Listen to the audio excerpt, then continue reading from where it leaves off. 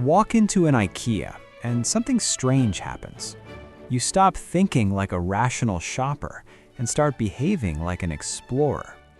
You didn't come here to wander, you came for one thing.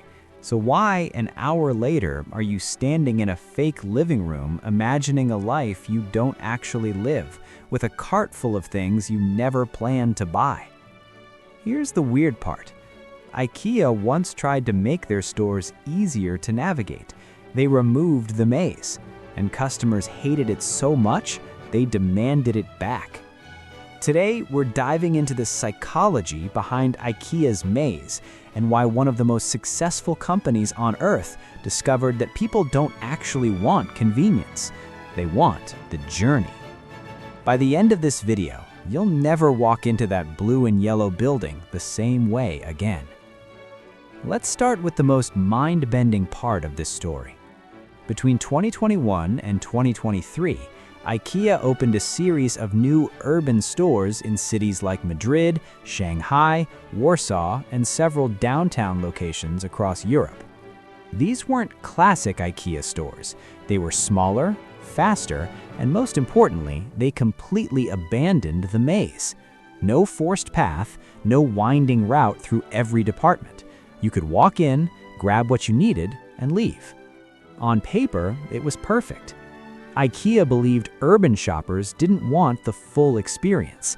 They were busy. They lived in small apartments. They just wanted efficiency. But then something unexpected happened. Customers hated it. Shoppers described the stores as confusing and overwhelming. They felt lost, and many said something surprising. They wanted to be guided. What IKEA discovered next changed how they design stores forever. Think about this for a second.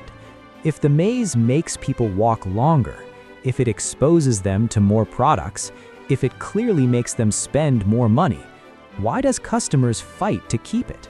Why doesn't it feel like manipulation? The answer starts with a psychological phenomenon most shoppers have never heard of. It's called the Gruen effect. When people enter a large, visually overwhelming space with a deliberately confusing layout, something happens to their brain. They forget why they came in.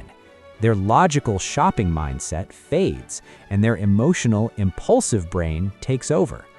IKEA didn't invent this effect, they perfected it. From the moment you enter an IKEA, you're placed on a fixed path, a journey that curves every few seconds, hiding what's coming next. You never see the whole store, only the next corner. This constant sense of discovery keeps your brain in exploration mode. You're not shopping anymore, you're wandering. The average IKEA store is about 300,000 square feet. Because of the maze, shoppers walk nearly a mile inside, and that serves three powerful psychological purposes. First, massive exposure. Most stores show you only a fraction of what they sell. IKEA's layout quietly walks you past almost everything. Second, false urgency. If you don't grab that lamp now, you might have to walk all the way back, so you throw it in the cart, just in case. Third, curiosity. Because the path constantly bends, your brain stays engaged. What's around the next corner? Another room, another idea, another possibility. But here's the genius part. IKEA doesn't show products, they show lives. Over 50 fully staged rooms, bedrooms, kitchens, living spaces designed to feel real. Not aspirational in a luxury sense, aspirational in a reachable sense. You don't think, that's nice furniture. You think, that could be my home. This lowers your resistance to buying because you're no longer comparing prices, you're imagining a future. The maze doesn't frustrate most customers because it doesn't feel like a store. It feels like entertainment. It's the retail version of Disneyland.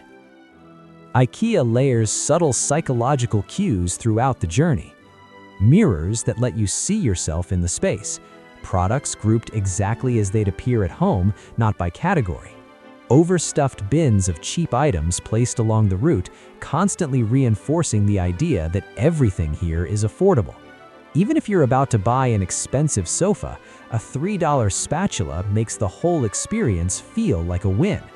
And then there's the most famous stop of all.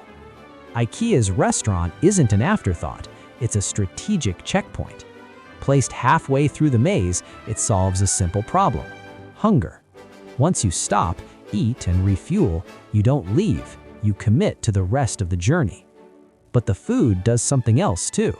When you sit on IKEA chairs, eat from IKEA plates, and relax in IKEA space, you're testing the products without realizing it.